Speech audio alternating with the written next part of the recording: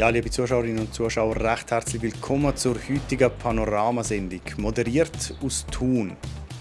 Folgende zwei Sachen schauen wir uns ein bisschen genauer an. Das ist zum einen der Sammy, der singende Buschauffeur.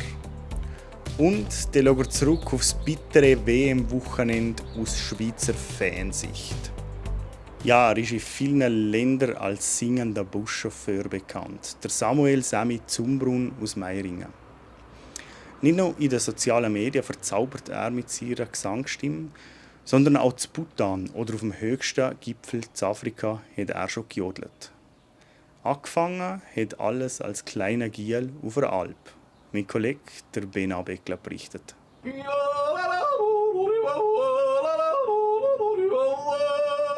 Ja, das ist etwas, was ich als kleiner Bub schon habe. Ein Gefühl gehabt, ich möchte mal um die Welt umjodeln. Und danach hat es natürlich angefangen mit Japan, also zuerst mit Kanada, in Vancouver, wo ich war. Ich war ja nachher noch 1,5 Jahre in Vancouver als Zimmermann gewesen.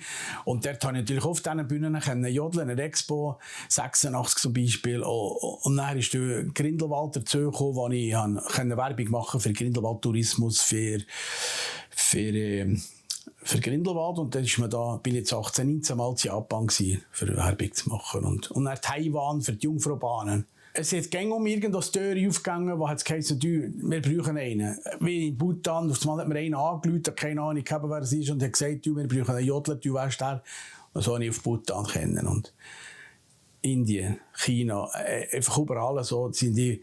Und dort sind natürlich auch schöne Begegnungen gekommen. Das war immer schön gewesen. Ich habe vor 2 Jahren in der Elfi-Harmonie die Besichtigung machen, eine private, wo ich wirklich alles gesehen durfte. Ich durfte im Raum ein paar Töne singen und so. Und das ist einfach mein Ziel, dass ich das mal noch ein Konzert machen. Und das heisst, Bergwelt vom Berner Oberland und von der Schweiz mitnehmen in die Elfi-Harmonie.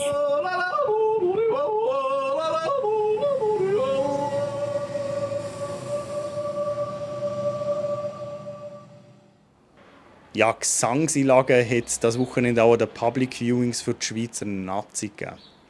Trotz grosser Unterstützung vor den Bildschirmen im Nachtspiel um 3 Uhr morgens hat es leider nicht zum Happy End gelangt. Die Schweiz verliert gegen Argentinien mit 1:3. Mitgefiebert hat man auch beim Public Viewing in Nidau. Und die Enttäuschung nach dem Ausscheiden war natürlich gross. Kisten SDA berichtet.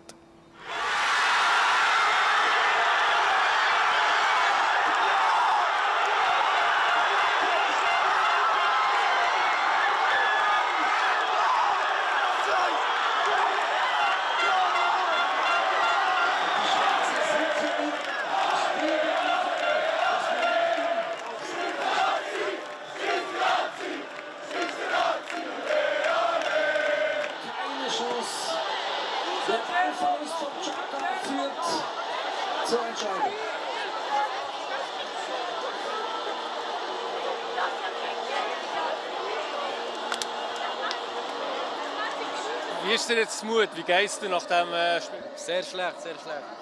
Ich hatte das Gefühl, wir könnten es machen, aber nach der roten Karte ist klar, dass es nicht mehr geht. Man hat gemerkt, es hat ihnen gefällt. Ja, dann sie sich hinten reindrücken und nicht befreien. Es war fast eine Frage der Zeit. Ja, die Schweiz hat das super gemacht. Ich meine, man spielt extrem lang mit einem Mann weniger und steht einfach extrem defensiv gut dahinter. Und gegen das Argentinien, das einfach Druck macht, spielt man recht gut. Ja. Und jetzt, wie geht die WM weiter für dich? Gar nicht mehr. Fertig. Ja, liebe Zuschauerinnen und Zuschauer, damit sind wir auch schon wieder am Ende der heutigen Panoramasendung. Mehr Infos findet ihr wie immer unter plattformj.ch oder auch in unserer App. Apropos WM, die nächsten Spiele stehen am Dienstag und Mittwochabend, allerdings ohne Schweizer Beteiligung an.